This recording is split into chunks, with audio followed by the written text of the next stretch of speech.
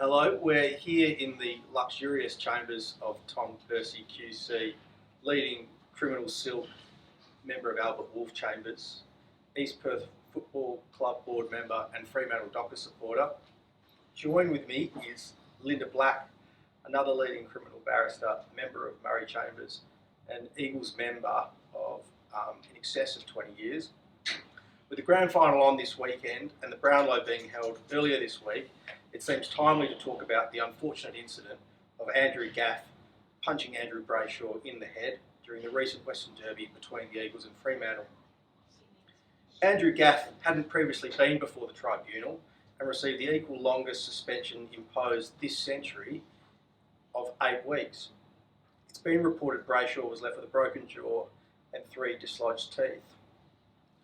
Tom, you received some notoriety following the incident with the following post on social media, quote, "Andrew Gaff, what can you say? He doesn't deserve to play AFL again, ever. A prima facie case for a police investigation. I've had people go to jail for less," end quote.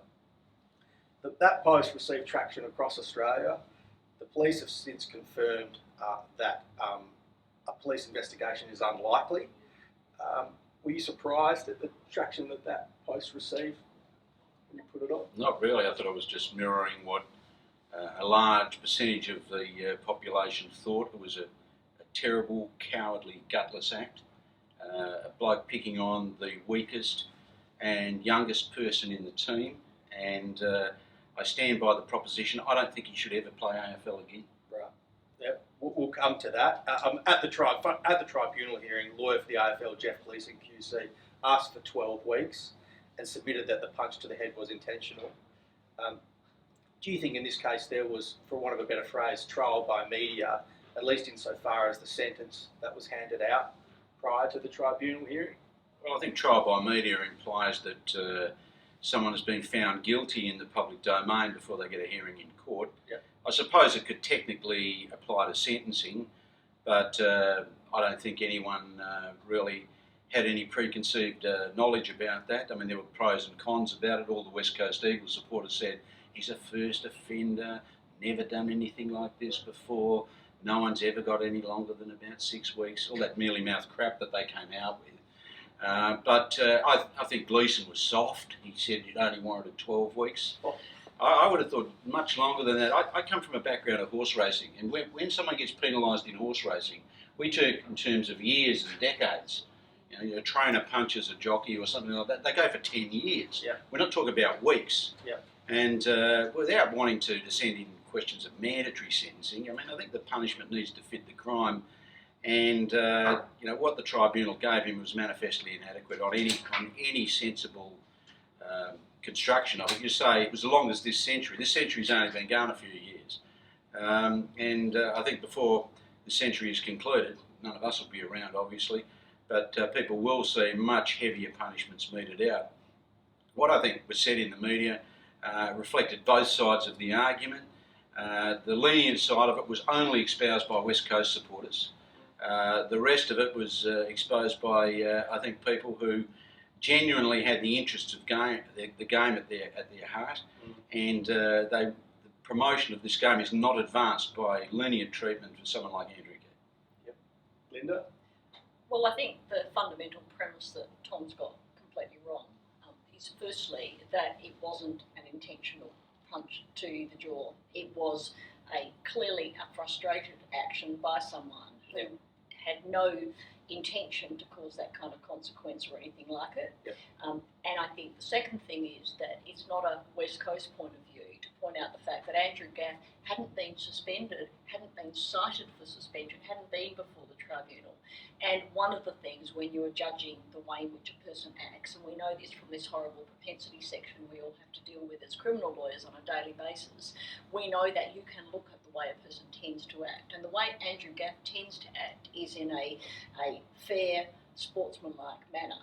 The next point is in relation to what Tom said about the tribunal's punishment of him. Well, the first thing is that Andrew Gaff didn't stand a chance of getting a fair trial, and in this case a fair sentencing hearing, any more than Steve Smith stood any chance of getting a fair assessment of how he was going to be treated. Yeah. Because everyone had tried, convicted and worked out what the punishment should be. long before it happened, and there is no doubt that these tribunals are influenced by what's happening in the public eye.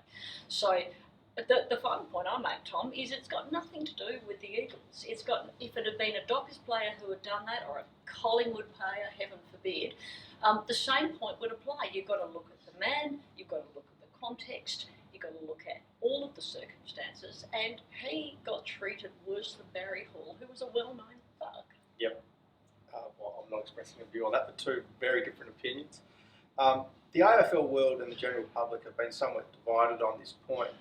To what extent, as a matter of prosecutorial discretion, do you believe, Tom, what happens on the field should stay on the field and be determined by the tribunal? Well, I don't think what stays on the field, what happens on the field stays on the field at all. If it's a criminal offence, it doesn't matter where it happens. And as I said, when it did happen, that I've had cases, I'm sure Linda's had cases too, where someone in an amateur football match assaults someone as badly as Gaff assaulted this man. There's a police investigation, there's usually a court case, and there's quite often a sentence of imprisonment. I see what the police said, that they have now determined that they won't pursue any charges against him, because as a matter of policy, professional sports people should not be prosecuted in circumstances like this for on-field activities. I disagree with that and I reject it absolutely. The last person I had who did something much the same as Gaff did was a bloke who was playing for the Boulder Tigers against the Kalgoorlie Kangas a few years ago. He did something very similar to what Gaff did. He was arrested, he was dealt with in a court of law, and he was sent to prison. And I can't see why Gaff should be treated any differently. Well, I don't have a difficulty with the fact that in appropriate cases there should be a police investigation, and in this case there clearly was. But there is no doubt that there's a whole body of law that's been built up over the years to say that when people enter into a sporting field, they expect a certain amount of rough and tumble that you might not expect in another context. And essentially the way it works is the higher the level of sport in terms of its professional aspects, and the better the system is for internally dealing with the matters, the less likely it is they should be charged. And my own view is that, again, the police probably did what Tom didn't do, which is took into account all of the circumstances, not just that he was a West Coast Eagles player, but the fact that he had no record, the fact that it appears to have been an unintentional consequence, and took into account all of the circumstances and the fact that he'd already been punished for the crime. So I understand Tom's argument, I have to say, but at the end of the day, you'd be setting, I think, a pretty worrying precedent if you start charging Andrew Gaff for this kind of conduct. I think we'd see a lot more of our professional sports people before the courts, and I don't think that's a good thing. Well, they charged Lee Matthews 30-odd years ago for something very similar. He had to go to court. He was convicted. He was dealt with by the law.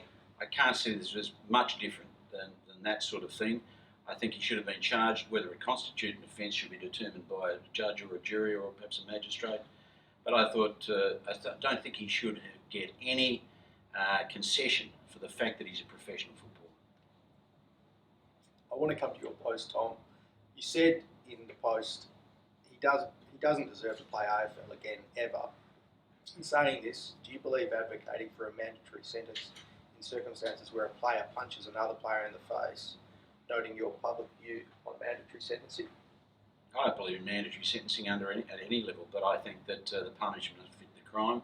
I thought that from what I saw of that, a young kid with his teeth smashed out of his head, bleeding profusely, who'd done nothing to provoke what he did, I just can't see that that person is entitled to play football again.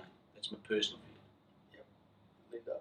Well, you'd be creating a new precedent, because all of these other footballers we can think of over the past 30 years, none of them were banned for life from playing football. Sure. And you've already got now, in the case of the ball tampering scandal in cricket, you've got a new precedent really that you would expect would have to be followed into the future. Yeah. So I think if we were going to ban Andrew Gaff for life, we would have to accept the fact that we're going to be banning a hell of a lot of people, particularly, and maybe this is where Tom and I come from a different viewpoint, is that Tom takes the view that it was an intentional punch, really, in the way that it turned out was exactly what he always expected or intended would happen. I don't agree with that. Having watched the footage and heard the arguments for and against, I think what's really important is that Andrew Gaff in a frustrated way, made physical contact with the player, which he shouldn't have done. But I don't believe he deliberately punched him in the jaw. What sickened me was the wind-up. If you have a look at that slowed down, it wasn't just a jab. He actually brought his arm back with some degree of a deliberation, attacked the other player. Now, I can accept what you're saying, that he may not have intended to hit him in the mouth. That, I think, probably couldn't be proven beyond reasonable doubt. Yeah. But the degree of recklessness was so high that I think that he needed some condign punishment. 8 weeks was ridiculous, absolutely ridiculous. And I think there needs to be far more salutary punishment than that for a player like this. I agree that when you look at the precedent, it was right up there at the absolute level of what that tribunal could justify in terms of cases that had previously been before it. The point that I was making is that I think sometimes, as the Court of Appeal does, it's time we revisit this. It's time we firm up on this. It's time we set new parameters. And unfortunately, you and I have been party to that over the last few years. Yeah, but the problem I have, Tom, is this. Where do you go from here? You've got a kid, okay, so let's take it. Never been in trouble before, never even been cited, never done the wrong thing. Add to that, total plea of guilty, acknowledgement of what he did, came forward, pretty remorseful, did all the right things afterwards. What do you do when you've got a Barry Hall doing this, who has done it time and time again, been rough, constantly in trouble, and then he does what Gaff does? If you're going to ban Gaff for life, what the hell are you going to do to someone who's even worse? The problem is you're creating such a high bar for someone who is otherwise of impeccable character. That's the problem. Sometimes, as the Court of Appeal has said on many occasions, much to our dismay, is that sometimes the seriousness of the offence means that you have to put to one side and effectively ignore the matters personal to the offender. We have that in murder, we have that in serious sexual assault, we have that in drug cases. They say, look, we take into account his youth, his prior good record, the extenuating circumstances, but we have to do this. Now, I think perhaps courts of appeal have taken that too far in many cases these days, and to a large extent they pay lip service to the fact that people have good records, good prospects, and committed the offence in extenuating circumstances. But I think when it comes to acts of gratuitous physical violence, albeit it might have been reckless rather than deliberate, there needs to be much more than a period of suspension. I think it's a time in those cases where very, very long periods of suspension, if not permanent suspension, need to be considered. But if this is reckless, then surely you're looking at only in the case of the deliberate act. If he had deliberately punched him in the jaw, perhaps it would have been a different category if he had had prior bad character. But I guess my point is, if you're starting too high with someone like Andrew Gaff, you've got nowhere to move from there. Well, I think it's a bit like the one-punch cases that we see sometimes. The punch was deliberate, but the death or the permanent brain damage was never intended. And the courts have always said, well, look, that's really unfortunate that you didn't intend to kill the bloke. But you did intend to strike him with enormous force somewhere around the region of his head.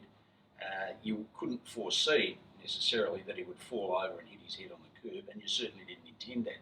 But you have caused that, and you must pay for that. Yeah, but we still distinguish between if two people cause the same consequence. We still distinguish between those two people and the punishments we give them depending on the circumstances, their prior character and all those other matters. There's still a difference. We do. And I guess my concern is I think what you're proposing for Gaff is starting the bar far too high, and we therefore got nothing to distinguish with, because other than the consequences of what he did, there's nothing else that you can say that's bad about him. What I say in that regard, I'm talking about the act as distinct from his personal characteristics. I say, if something like that happens, the starting point would be permanent disqualification, reducible in mitigation for other factors. But 8 weeks, I think, is just ridiculous, frankly ridiculous. Righto. Well, sorry, we haven't left much room for you. I was quite enjoying that. I think it'll be interesting to see what happens in future years with this precedent now of Gaff, and whether or not in 2019 the suspensions are going to be 8 weeks or greater, or we're going to see something more than that. Only time will tell, and perhaps we can revisit the issue then. I'm mindful I don't want to take too much of your time, so thanks very much for both of your time. Thank you.